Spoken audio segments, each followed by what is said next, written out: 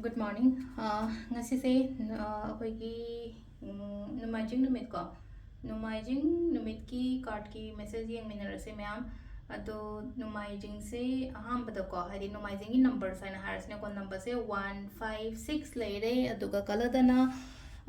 pink color gumba kai gumba do minus set pi be ko ado exam le haraga di yellow se loi gina haraga di ko hari kai no numit se exam gumba yam taapa khotpa dumai yawena ko adu taragadi hangapan gumba kai gumba dumai na setpiu ko aduga chathok ma tam chini angang ba gumba kitang umma ga tho oyum da gi hai tar chini angang ba se koi gi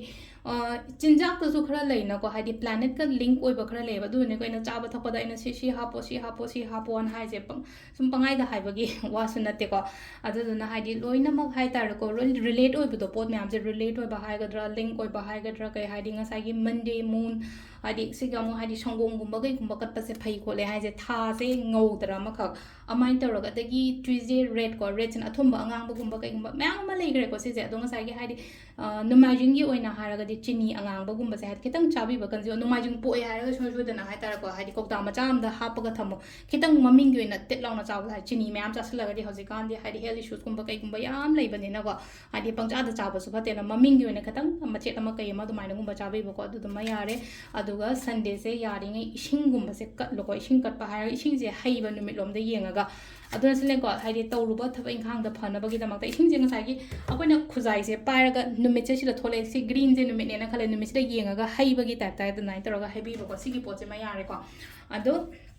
aham bata koi card message yenga se timing of aba so pe yenga se ko ngasi gi na timing of aba kai kai lege hai ba to adu dum masu yeng minara se ko sile ko aham bas card se da lai re ani shuba card se da lai re ahum suba card se layer ko first second and third ko first card kan bangai yenga se ko first card kan bangai gi oina lai je family yam nuksi chana lai mina ba ko mina ba admaina oina lai ko mung manung husband wife angang nubi oiro ima baba oiro ama oiro ko admai taraga nungai ba energy sama kari ma admai taro lai ko number 2 kan bangai gi oina haraga di se lai se ko isa su wakhan su nungai gani ko aduga hadi kitang ke ba mau ba khot ba adum bagi maung da su lai ko hadi ke na kitang socially ngasi kitang active oi ba haraga di mi pun ba nabi kari kara pun ba ko pa dum ba so bi ai imong manong